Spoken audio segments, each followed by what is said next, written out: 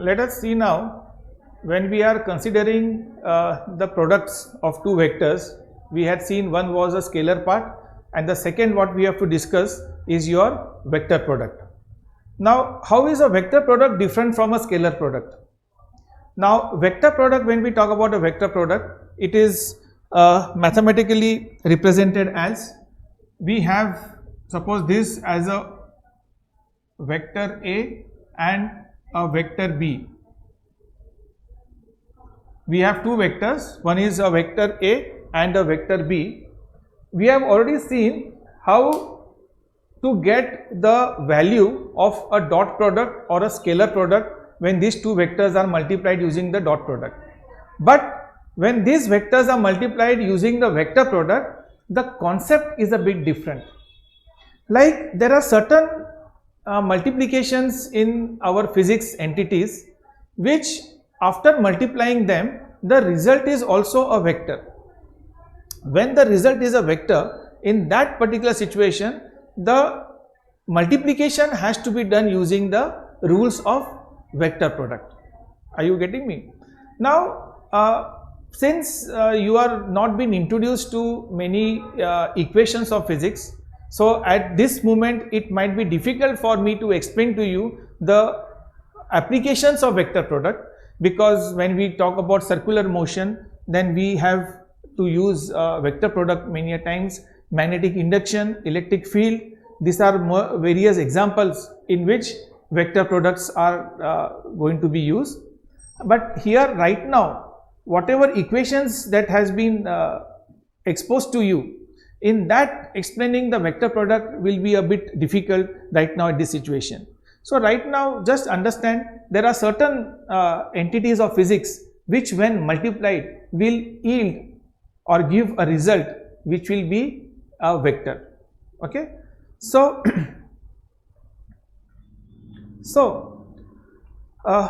just for the sake of understanding this, let me try to explain to you that like you have vector A and vector B. The product of these two vector is given by the symbol, that is vector A cross vector B, and it is going to give me an output which would be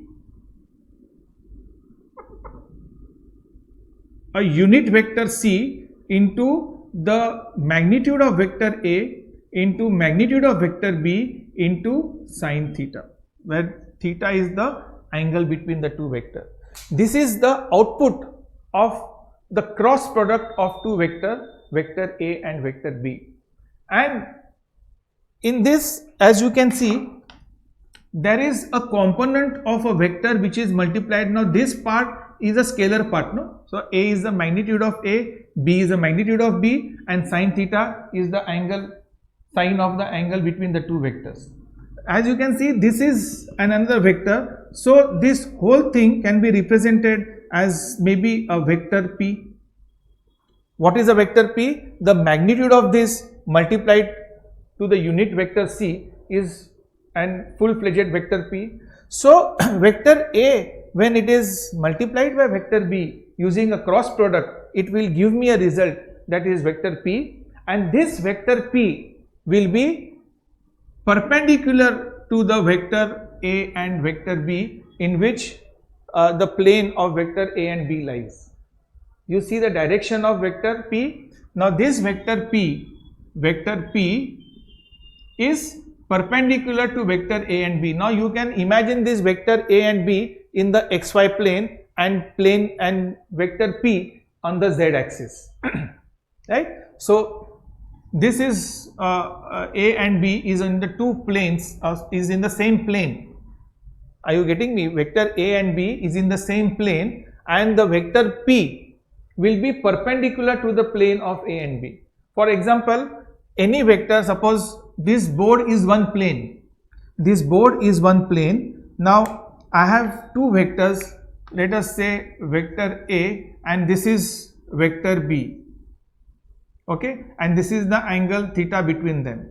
So when I make a cross product of vector A and B, the resultant of this will be perpendicular to the plane on which that A and B lies. Are you getting me? So the direction of vector, now in this case, suppose the vector is q. This q will be perpendicular to the plane on which vector a and b lies. Similarly, if there is another pair of vectors, suppose this is one vector and this is another vector b, like I have shown over here, which lies on the plane of this board, then the resultant vector p will be perpendicular to the vector a and b, which will lie on the z axis, or a plane which is perpendicular. This is one plane, and this green color plane, as you can see, is perpendicular to this plane, and that would be the direction of the result of the vector product, which is given here as p. And what is p? It is a unit vector in this direction multiplied by some magnitude. And what is the magnitude of the cross product? That is the magnitude of a into magnitude of b into the sine of angle between them. That is going to be the magnitude of that. And c will be a vector which is perpendicular to a also and perpendicular to b also, right? But between a and b there can be any angle theta. A and b can have any angle theta, but c will be perpendicular to a and it will be perpendicular to b. So this is the way how a cross product is written as a vector into a b sine theta. When I want to find the magnitude of this vector, that is magnitude of vector p will be only a b sine theta. So magnitude of p is only a b sine theta, and vector p is equal to unit vector a into magnitude of that vector c. This is what you have to understand when I am trying to represent the product, that is a vector product of two vectors. Normally this is applied in an equation of physics, that is the equation of torque. A torque is when I apply a force perpendicular to the distance, a torque is generated at the center of this axis of rotation, right? That is called as a torque. Which torque is a situation which gives it a circular motion, right? So when I am applying a torque, the equation of the torque T, which is also a vector, it is given as force and cross of x, that is the perpendicular distance. So this is an example of cross product. I have already said that there are very little examples of cross product, and so as and when in the chapter as we go, those will be introduced to you. So till then you have to just understand the mechanism and the mathematical representation of vector product. Here, as I have said, whenever you have to multiply the two cross product of two vectors, it will give us a unit vector, because there has to be the resultant has to be a vector, unit vector multiplied by some magnitude. And how to find the value of magnitude? It is the magnitude of a into magnitude of b into sine theta in this case. In dot product it was cos theta. In the dot product this unit vector was not there. The resultant was purely magnitude, purely scalar. Here it is a scalar as well as a unit vector, and the product of scalar and unit vector gives a full-fledged vector p. So therefore p I have written as CAB sine theta. And here one more interesting thing is that the direction of p is perpendicular to the direction of a and b. This is the basic property of vector product. So what have we learned over here is vector product or cross product. Is this clear?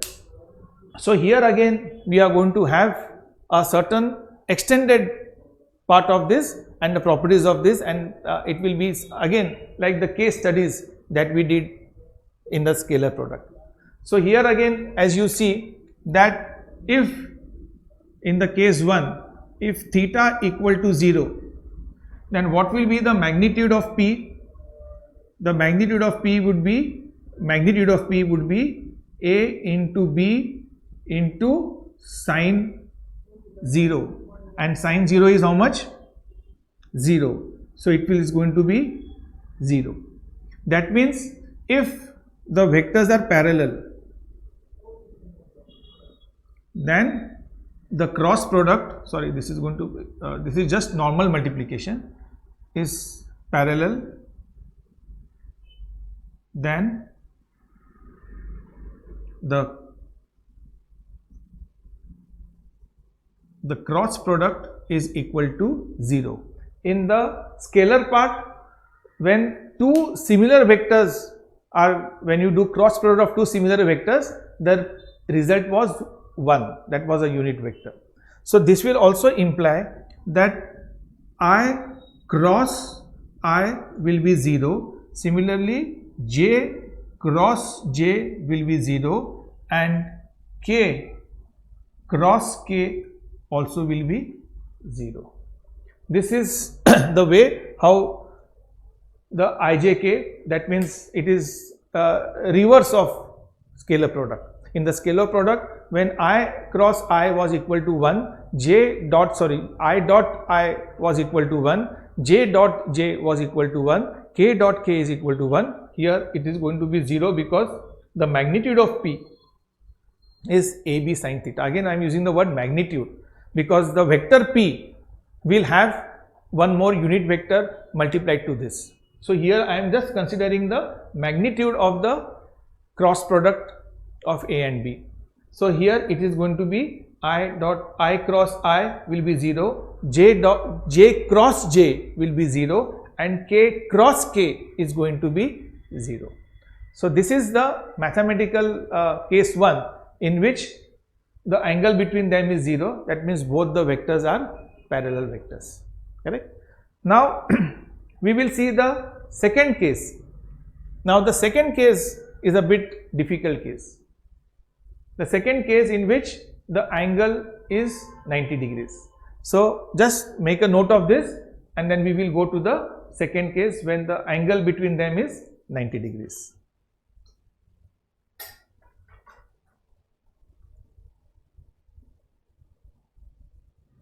So here you have seen the first case in which we have seen the cross product of the same vectors, that is the parallel vectors, it comes out to be 0. Now before we go to the second case, that is when the angle between them is 90 degrees, there is one more property of vector product which I would like to explain at this particular point. As I have said, cross product is a much more complex than a scalar product. It has got various components. The basic first complexity is that in the result there will always be a residue of a vector. So the result will always be a vector. That is the first complication. Second is that the direction of this vector product is perpendicular to the plane on which these two vectors are lying, correct. Now let me draw this perpendicular vector in a 3D format. Suppose we are assuming that this is a plane in which these vectors are lying, that is A and this is B. So let us think that this is a 3D plane which we have drawn out, and this is your vector P.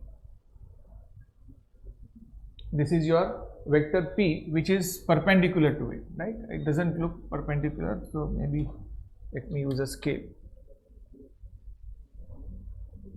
Right. This is a vector P. Now we had seen in the scalar part that A dot B, vector A dot B was also equal to vector B dot A. That was the commutative law. It was getting satisfied for a scalar product, but for a vector product this commutative law cannot be applicable. It's a very important rule which you have to understand, that vector A cross vector B is not equal to vector B cross vector A. Clear? In the dot product we had seen that vector A dot vector B was equal to vector B dot vector A, but in the cross product they will not be equal. What does that mean? That if I have a cross product of vector A cross vector B, what does it give me? See, vector A cross vector B, say, gives me a vector P. Let me draw an arrow to both all these things. Will give me a vector P. Now what is the direction of vector P? Which is perpendicular to that, to the plane on which the vector lies. Now when I mean perpendicular, in perpendicular also you have got two directions. One is this direction and another is this direction. This is also perpendicular to the plane, no? But in the opposite direction. So exactly which direction we have to take, that we are now going to discuss in this. So if I look at this part of the direction part of this, right? So here you can see in this direction, this is also going to be P, or let us say this to be equal to Q, correct? But as you can see, this Q is nothing but minus of P, because it's an opposite and it is of the same height. Let me draw it of the same height, right? So it is a vector Q which is nothing but negative vector P. We have seen it is a minus. When the direction is exactly bang opposite to a vector, the vector becomes a minus vector. Now here again there is a law which says that how to determine perpendicular, so both of them are perpendicular to the plane A and B, which means suppose if this is a plane A and B, either the direction will be coming out of the board in this side, or it will be from here inside the board. These are the two directions of P, right, which will be perpendicular to this board. So exactly which direction should we take, right? For that again there is a law. So for that you have to use the right hand thumb rule. See, if I curl my fingers, the thumb gives the direction of the vector. Curl my finger means if I am going to represent A cross B, that means I am saying that A is going towards B. A is going towards B. If A is going towards B, the direction will be decided by the thumb. If B is going towards A, which means if B is coming towards A, I will be writing this as vector B cross vector B cross vector A, which is going to be minus P. If this is the case, if B is coming towards A, these fingers are showing me the direction. As you see, the direction of P will be inside the board. If A is coming towards the B, the direction is outside the board. So this is the right hand thumb rule, which gives you the direction in which P is going to be there, whether it will be, in both the cases are perpendicular to the plane, but in that also you have got two directions. Suppose if this is the board and perpendicular to the plane is coming out of the board or going inside the board. So that is decided whether A is going towards B or B is going towards A. If A is going towards B, we write it as A cross B. If B is coming towards A, we write it as B cross A, and the sign of the value will change. The sign of the value will change, correct? Because the unit vector, which in the result of P, what was P? What was the value of P? P was equal to some unit vector into A into B into sine theta. So this was a scalar value which was multiplied by unit vector. This unit vector was this. Now this unit vector will change. This unit vector will change its sign because it has changed the direction, right? So this P will become minus AB sine theta if I am doing B minus A. So therefore I can write down that A cross B will be equal to minus B cross A. Please write down this rule, which is based on the dimensions and the directions of a cross product. See, so much complications are there in cross product. You have to handle it very differently. It's not like a scalar product, right? So not only that the direction is perpendicular to the plane, but even within that direction, whether it is in one direction or opposite direction, that again is decided whether you are making a cross product of A with B or with B with A. So therefore, A cross B is equal to minus of B cross A. Is that clear? Fine. Now that you have understood this, let us go to the second case. Let us proceed to the second case in which theta is going to be equal to 90 degrees. If the angle between the two vectors is 90 degrees, then the magnitude of vector P is going to be A dot B, and sin theta will be what? Sin 90, so it will be 1. So this is the magnitude of the product when they are multiplied by or multiplied using the cross product. If the angle between them is 90 degree, then the cross product will be the product of both the vectors, right? Because sin 90 is 1. Sin 90 is 1. Is that clear? So suppose if there are two vectors, now pay proper attention. If there are two vectors I cross j, how will I write this? I cross j. In I cross j, what will be the value of this product? Now let us do the value, let us write down the cross product of two vectors I and j. Now I is lying on x-axis, j is lying on y-axis. The cross product will give me a vector which will be lying on z-axis, because it has to be perpendicular to the plane on which I and j lies. If I show a 3D diagram, if this is I vector and this is your j cap, then this will be your k cap. As you can see, this I is perpendicular to k. This is x and y axis. This is your x, this is y, and this is z axis. I am showing all the three perpendicular to each other. So if you consider I and j in one plane, so k is perpendicular to the plane. So what will the cross product of I and j will give me a product that is a unit vector. What is k? Is a unit vector perpendicular to the plane of I and j. Here we had c as a unit vector perpendicular to a and b.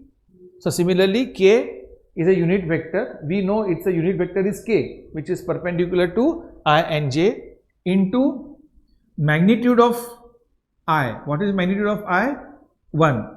Into magnitude of j, that is 1, into sine of angle between them. Now here we are taking the angle theta as 90 degrees when I and j are perpendicular to each other. So the angle is going to be 90 and sine 90 is 1. So it will give me a value k. So I cross j gives me a value k. Here look at this, A cross B is minus of B cross A, is minus of B cross A. So therefore, if I have to write this as j cross I, if I write it as j cross I, then it will it be k? It will not be k, it will be minus I cross j, so it will be minus k. J cross I is minus of I cross j, so therefore I cross j is k, so j cross I becomes minus k. Okay, so this will be my first equation about ij. Now next, let me multiply other two values, that is if I multiply j and k, if I multiply j and k, Now j and k, if it is multiplied, so what is the resultant? It will give a vector I which is perpendicular to the vectors j and k. Now j and k are in one plane.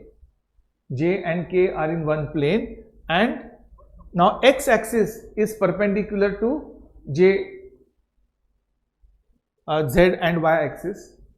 Okay, so if I have to write down, that is j and k, that means if I write down j cross k, k cap will give me what?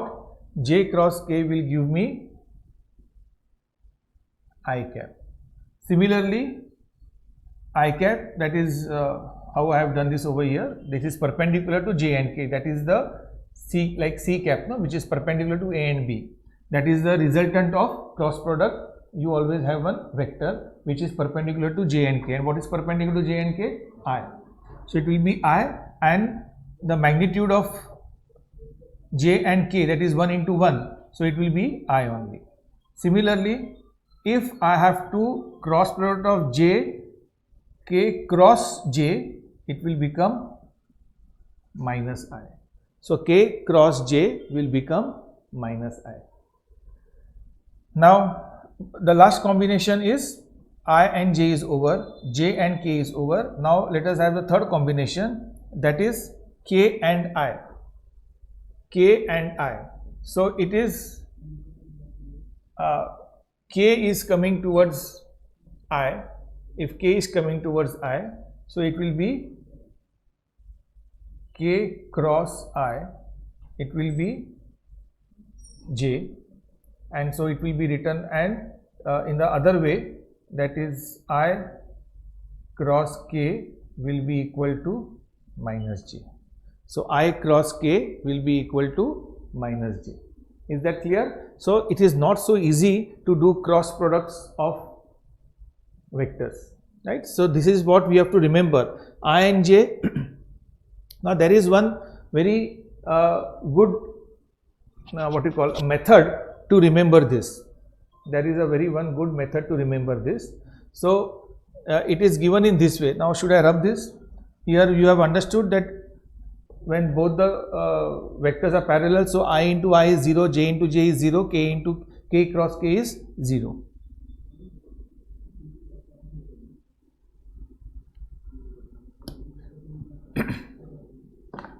So here we normally have a circle of ijk. It is given as I, j and k. Then here we draw an arrow in this way, clockwise, I, j and k. So here if I and j, like I cross k is used, is going in this direction, the resultant is I. If k is multiplied by I, right, if we are going again the direction, so this will be, sorry, this is j, it will be minus I.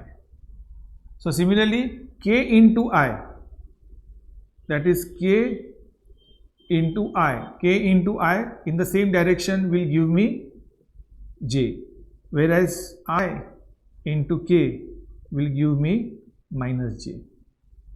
Now I into j, I cross j, I cross j, it is in the same direction, will give me k, whereas j cross I will give me minus k. So with the help of this diagram, you can find out what cross I cross j gives you positive or negative value. Okay, so this positive and negative values are very important from in your cross products of I and j. Here I have just given you a small proof about that. So this also you please make a note of this, and then we will go to the next session. Vector product is not yet over. There are still more things that we have to understand from this. But right now you know that j into k is equal to I, k into j is equal to minus I, k into I is equal to j, k into I is equal to j plus, but I into k is equal to minus j.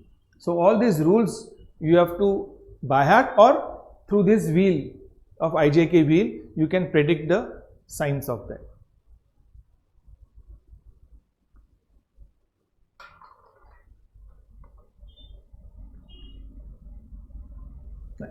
So now, since we have understood this rule of cross product of your unit vectors, now let us go ahead and see how to have a cross product of two vectors, suppose A and B again. So let us consider a vector A which is made up of maybe P into I cap plus Q into j cap and R into k cap, right? So let this be one vector. Let there be another vector B. Now let us give some other coefficient to this. If this is P, or let us give this as PQR, let us give this S into I cap, T into j cap, and this will be U into k cap, right? Just because P, Q, R, S, T, U are some fixed values, constants, so which has to be multiplied to that. Now if I have to find A cross B, so I will have to use our same method, that is P I cap plus Q j cap plus I k cap cross S I cap plus T j cap plus U k cap. So this is what I am going to have in the cross product of this, right? So this is how we will have to do. Now the next step is to open the brackets. So if I open the brackets, so it will be this with this, then this with this, and this with this. It will be a long expression, so I'll start writing from here. So this is P I cap into S I cap cross S I cap plus P I cap into T j cap cross T j cap plus P I cap into U k cap into U k cap. Now the P is over. Next start with the Q part. So Q j cap into S I cap sorry, plus Q j cap into T j cap plus Q j cap, this is a cross product, into U k cap, plus I will continue writing over here. Now the last one is left is this. So this is going to be plus I will just write over here, plus R sorry, k cap cross S I cap plus R k cap into this. So it's going to be cap into T j cap plus R k cap into U k cap, right? Now here we have this rules of ijk multiplication, so we are going to apply it to this to get the value. But before that, we know that if the two vectors are parallel and the cross product of those vectors is 0, so that means those which are equal, that is I into I. Next one is what? This is J into J, and this is K into K. So this is going to be 0, because the cross product of two parallel vectors or the same vectors, when you do the cross product, the resultant is 0. Now we have here the first term that as you can see over here. Let me write it over. Let us take this term. It says P T I into J. So I will write it as P T I cross J. Now I cross J is what? This is I. I cross J will be plus K. I cross J will be plus K. So I am going to write it as plus K over here. Okay. Now let me shift to the next term. This is P into U. So I will write it as P into U. I will not write the sign over here because now I into K. Now I into K I am going opposite. No, I into K, it will be minus J. So it will be minus J. Now come to this particular part. This is J into I. First I will write down Q into S. Now J into I. Now J into I, again I am going in the opposite direction. So the value will be minus K. So it will be minus K cap. These are all caps. So this is over. Now this will be again Q into U. Now it is J into K. Now J into K going in a positive direction. So it will be plus I. So it will be plus I cap. Right? So this part is over. Now this will be R into S. So R into S, it is K into I. K into I, positive direction. So it will be plus J. So it will be plus J cap. Now this is K into T. So let me write down this RT, K into J. Now what is K into J? K into J opposite direction. So it is minus I. So it will be minus I cap. I hope there is no mistake over here. Okay. Now if I take the I common, so what will I get? Which are the I common part? This and this will be the I common. So I can write it as I cap, and this will be Q U minus RT. Next is going to be J. So I will write this as, I will take it as minus J, and what am I going to write? So this is PU and this will be J, no? So this RS will become minus RS. So when you open the bracket of minus and minus, it will become plus. I have taken J, so this part and this part is over. Now again I will write down IJ plus K. If I take K as common between now this part and this part, so it will become in the bracket PT minus PU.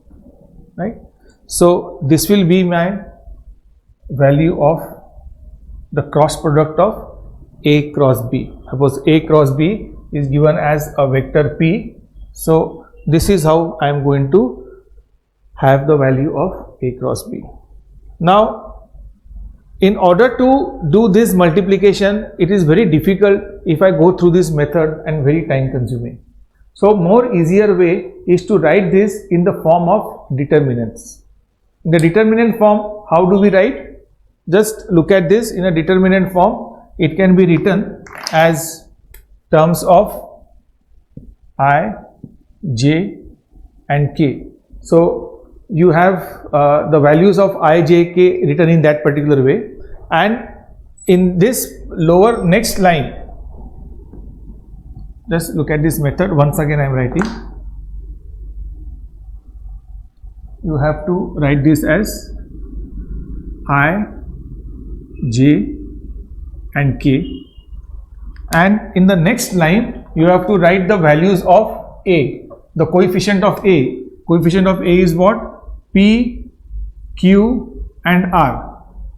In the next line you have to write down the coefficients of B, that is S, T and U, and here we are going to represent this, this is a format called as a determinant, which will be equal to A cross B. So the result of this should yield this. So whenever you are given a situation that you have a vector A and vector B, and you have to find the cross product of vector A cross B, so this is the way you have to write it down. Now in order to get this, now there is a technique. First write down I. First let us select this part I. So when you select this part, it automatically gets, you can draw a bracket kind of thing with a pencil, and in the bracket you can write down, right, you have to cross multiply, that is QU minus TR. Did you get this? What I have done over here? It is QU minus TR. Okay, you have to mask what is there below. P and Q should not be taken. So you have got these 4 values. So multiply Q into R first and do minus of T and R. That is the first step that you have to do. Next, you are going to have a minus sign over here, and after I you can write as J. Now when you write as J, now let me redraw this.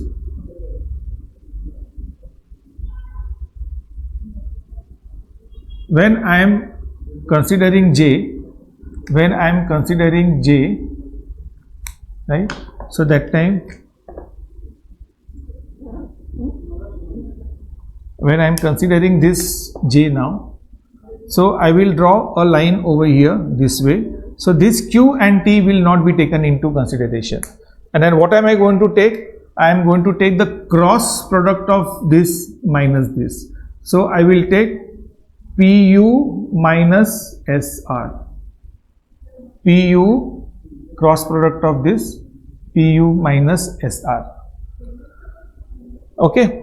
Now next I will take the third value, that is plus K. This I cannot write over here, so I am writing it over here, plus K, or maybe we will just continue writing it over here. So it will be plus K.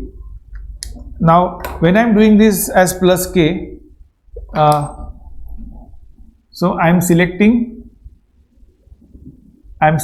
K over here. Now I am selecting K. So let me redraw this. Now it is becoming very congested. So this was P, Q and R and S, T and U. When I am selecting K, so that time I should draw a line this way. So I should not take R and U, and this will be cross multiplied. So it is going to be PT minus QS. This is the way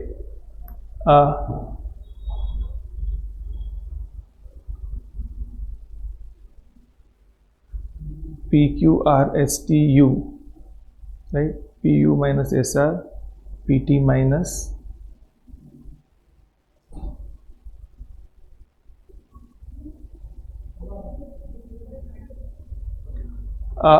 did you get this way? So this is the way you can use these determinants here. As you can say, I is equal to Q minus RT, PU is PU minus SR, and this K is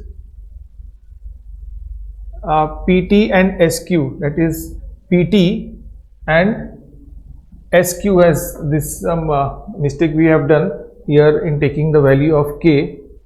K was PT over here, and here, very sorry. So here we should have, should have taken QS, I have taken PU. So here this should have been QS. So it is QS, right? So you get the same value by this method or by this method. You have to decide which method will be easier for you to write, because you might be getting this cross product problems in your CET and your exams. So you have got two methods to do the cross product. Either you do with this, but then you have to remember this IJK concepts and the negative sign. And here this is one method. If you by heart this method properly, the determinant method, it becomes easier for you to solve the problems based on cross product. Just pause the video and rewind and check and see this method very clearly, how this method is used and how we are taking the values. Now look at this one application of cross product, a very interesting application of cross product. Like if there is two vectors P and Q, if P and Q are two vectors and they are the two sides of a parallelogram, then P cross Q, that is the magnitude of the cross product, will give the area of a parallelogram.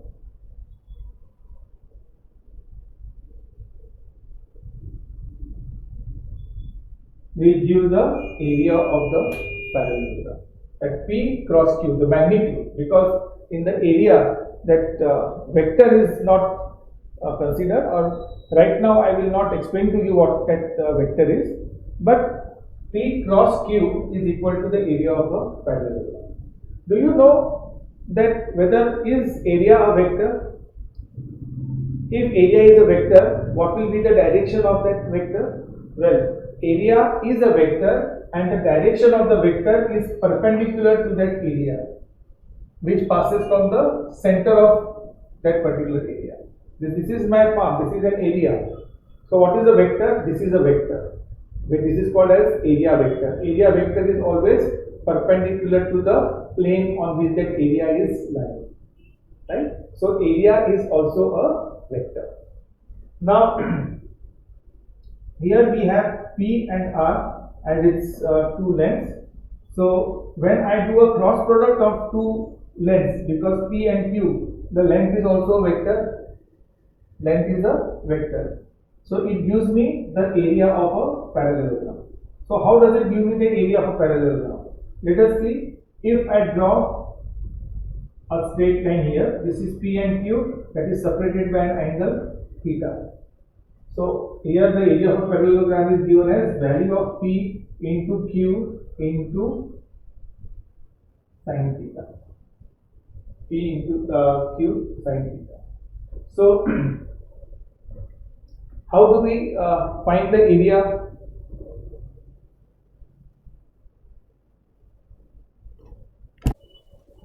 How do we find the area? Anybody knows the area of a parallelogram?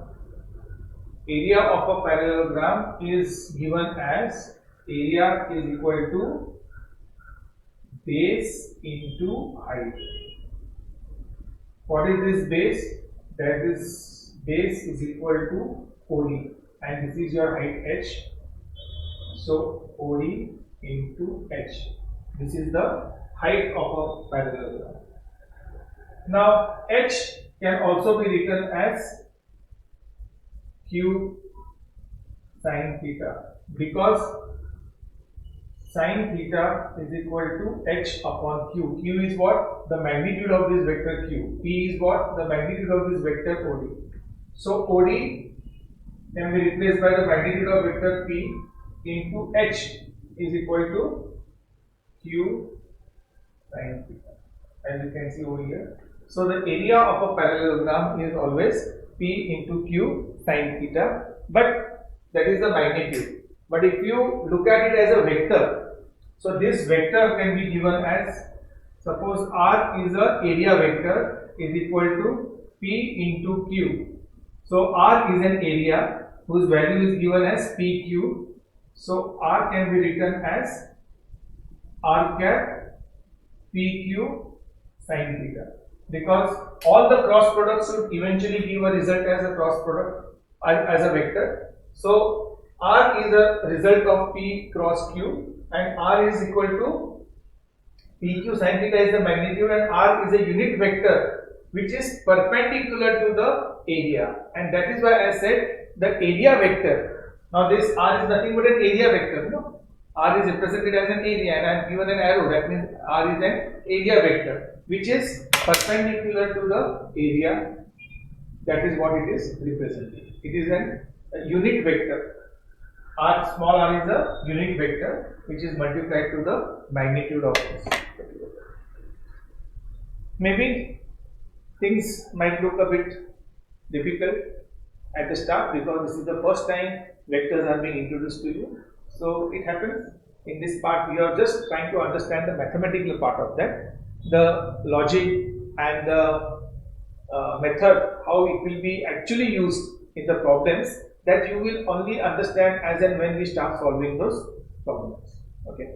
So please remember, this whole thing is also a topic for you in mathematics, vectors, right? So in that we will be dealing more in detail.